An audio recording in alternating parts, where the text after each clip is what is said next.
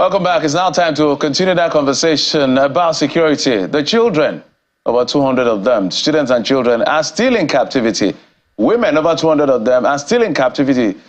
We can talk about Kaduna, we can talk about Borno. Just before the IGP visited Kaduna yesterday, they hit again. Fresh attacks, 61 have now been added to that number. And it's just difficult to process all of this. That's why we try to get the experts to help us make sense of the situation.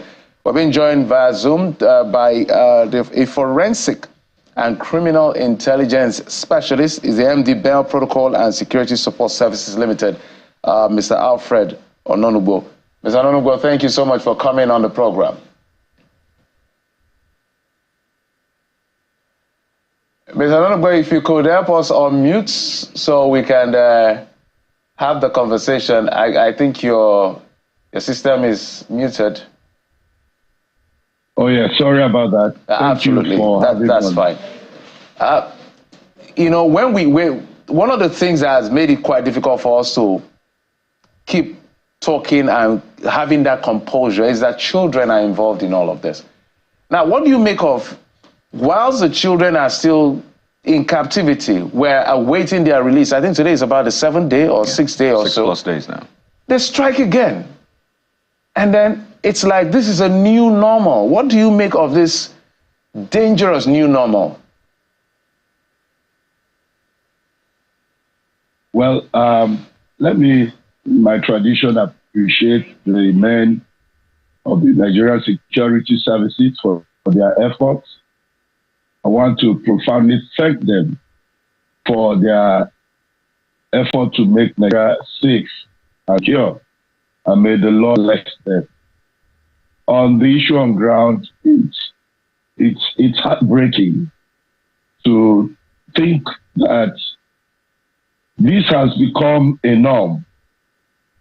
We can trace back the history of kidnaps and bandits taking children, families, attacking schools. So it's no longer a breaking news. It's just that whenever it happens, it generates a lot of awareness and attention.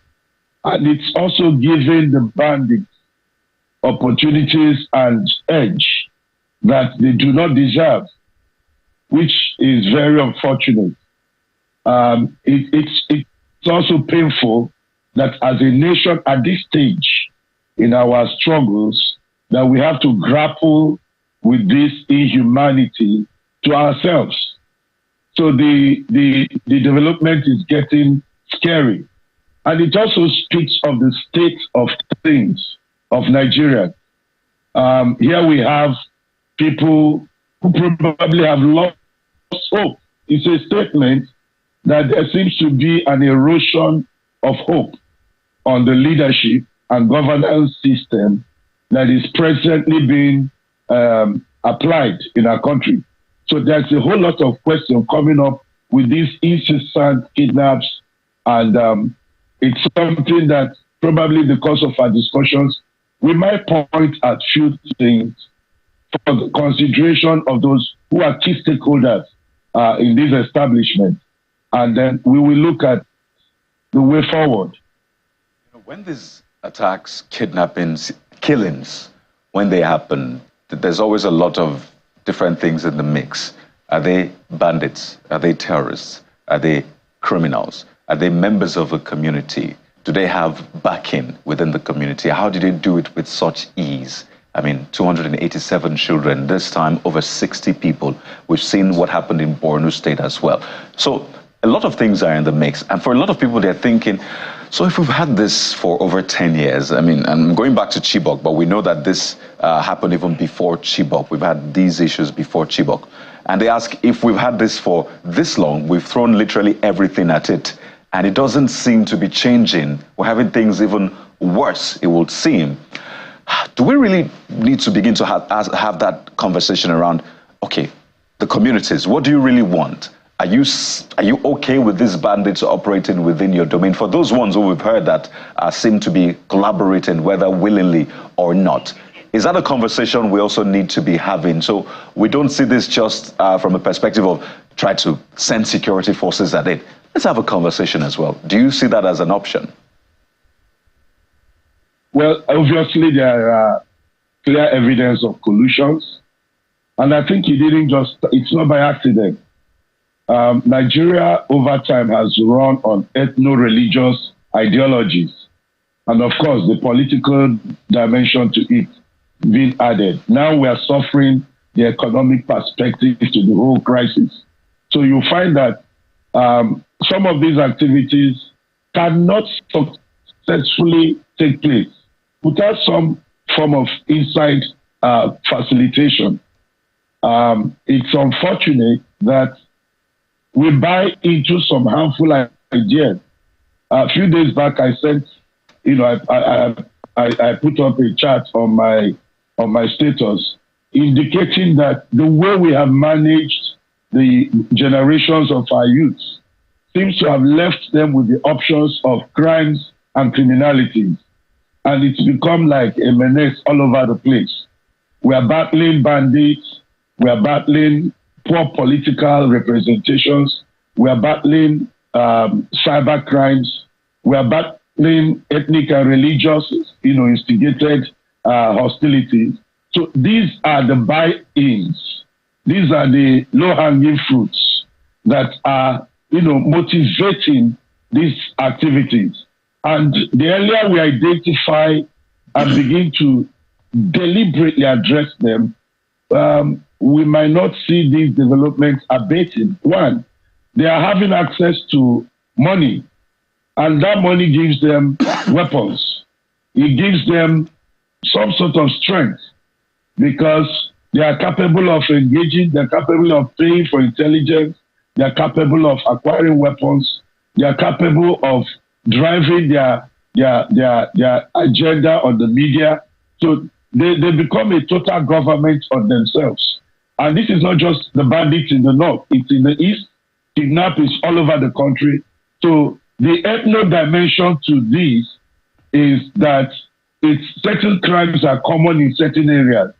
And some are hiding under religious activities, some are hiding under ethnic agitations to perpetuate these crimes.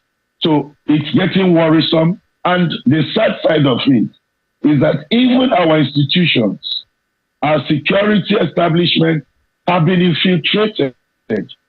We've allowed certain non-regimental traditions or cultures to be, embedded among us. Religion has come in, ethnic organizations and interests have been promoted. And lately, because of hardship and difficulty, people are buying from these agencies that are supposed to be apolitical into political interests, either because of where they come from or the benefits those who have got out on secondment have enjoyed, and they've compromised their values and their responsibilities to the state.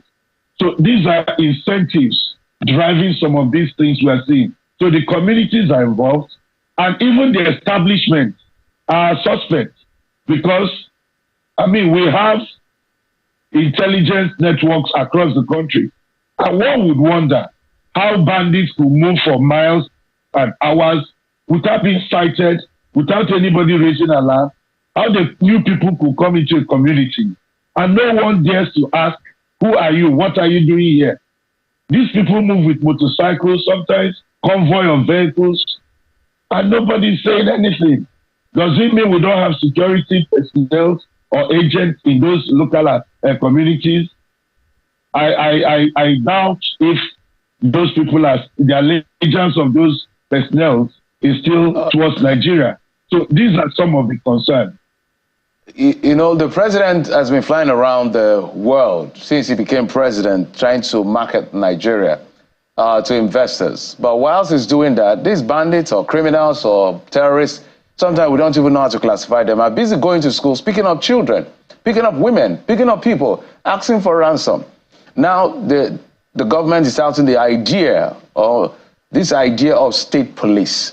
Will it really make a difference at the end of the day? Because people are beginning to ask more questions that if federal might cannot do certain things, and they say, let decentralized policing or security, in your view, will it really, really make a difference? As you said, miles carrying children till today, 7 days down the line or 6, and nobody has answers for us. Well, I believe in the state police, but my worry, my real concern is if there's a possibility of getting clean fishes from a poison pond, the economic hardship Nigerians are going through could be a factor. Those who are going to recruit these people, we have had cases of recruiters, exposing their candidates to all sorts of grafts.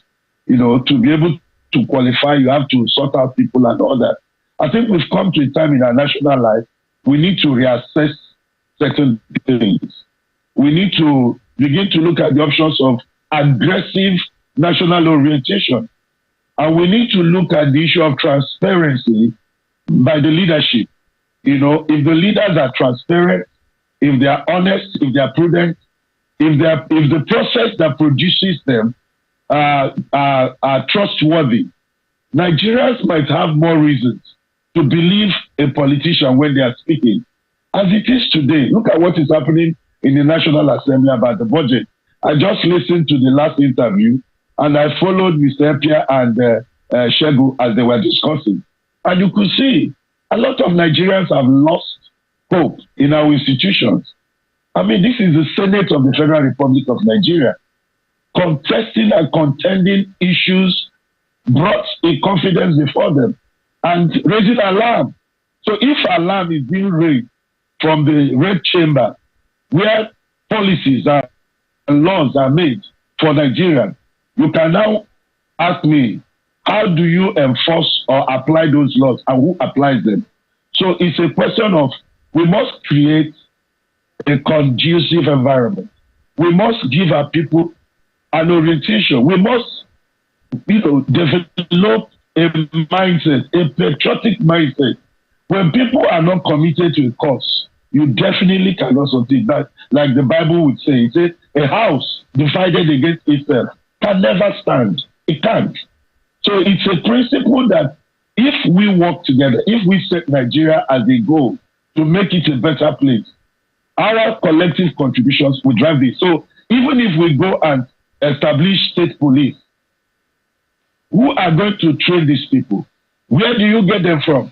These are young people who have been graduates or who have passed out of schools for years, no job, no opportunity for employment. Right. Look at when you want to recruit people into the immigration or any of the services. You see thousands of Nigerians paying bribes, subscribing to some individuals who extort and exploit them just to give national service, right, just to be taken to give a country service. So it's worrisome. Yes, we need state police. Yes, we need to reassess our security structures. Yes, we need to put weapons and other tools in the hands of our security and intelligence agencies. Okay. But who are you putting these things in their hands?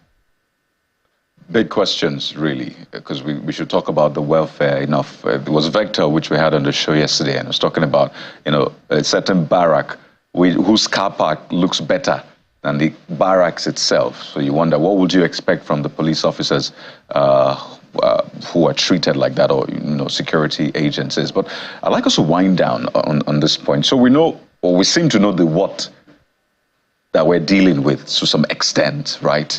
We know the where and the when. I mean, yesterday, Kajuru, over 60 people, Kuriga, 287. So we know some of those details. But the question still remains, who are these people?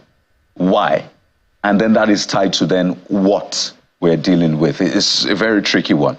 And we can look at it from the angle of, okay, what are they trying to achieve? If the kidnappings happen, there's ransom to be paid. So is this financial?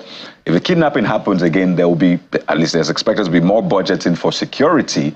So is this some way tied to that as well? If kidnappings happen in schools, schools will be shut down. So is this an attack on the education system? People will move away from their homes when they are attacked by these people. So is this a land grabbing process as well? You have followed this, Mr. Onunugbo. Do you have an idea who the who is, or what the who is in this case? Yes. One, I think first of all, these crimes are driven by financial interest.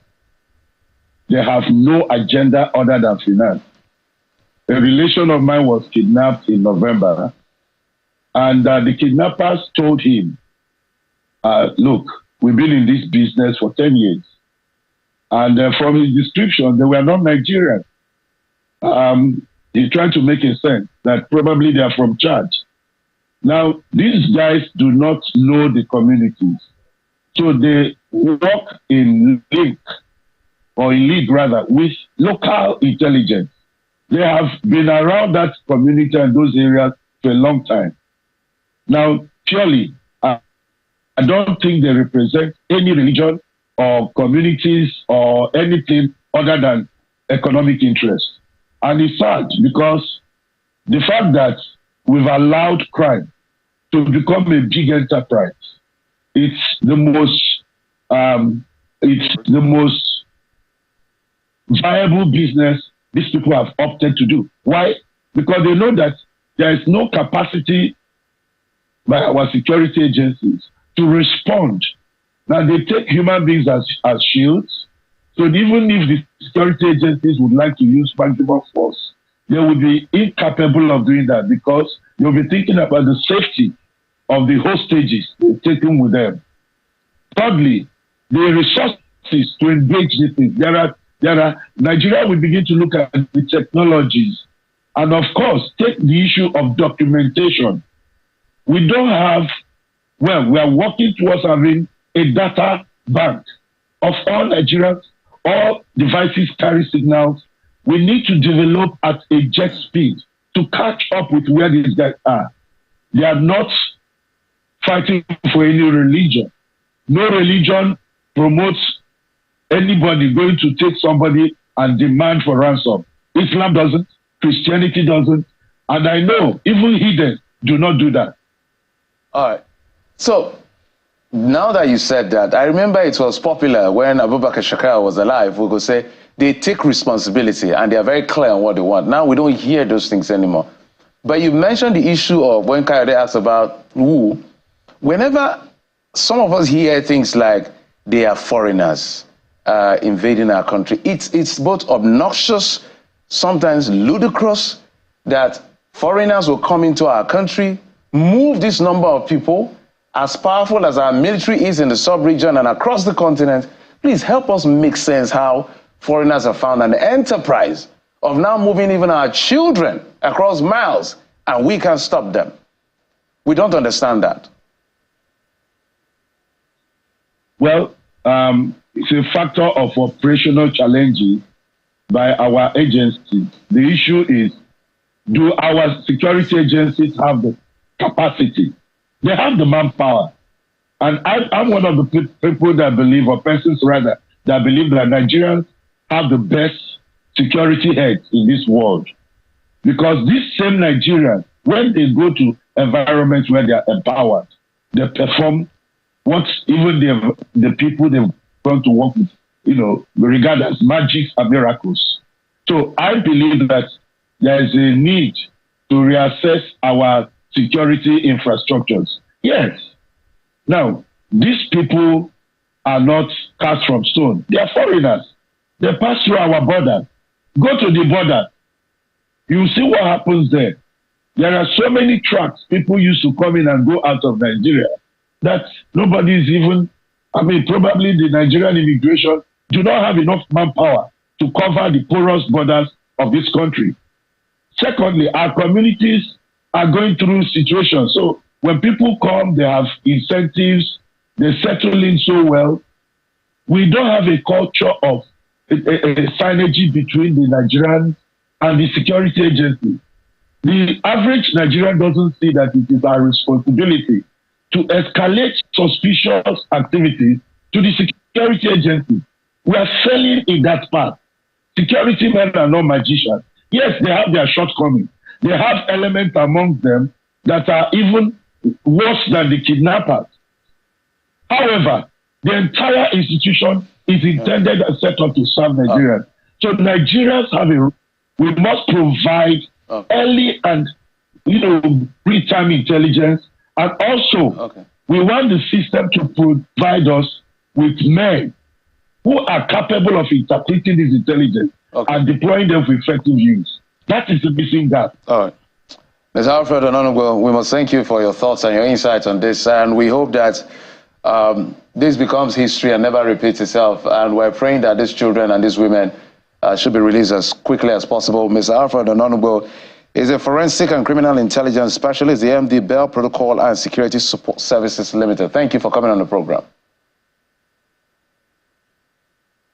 It's always my pleasure. May God save Nigeria from these calamities. Absolutely, and that's a prayer of everyone. Well, when we come back after this break, we'll shift gears to the softer side of things, where we like to wrap up the day.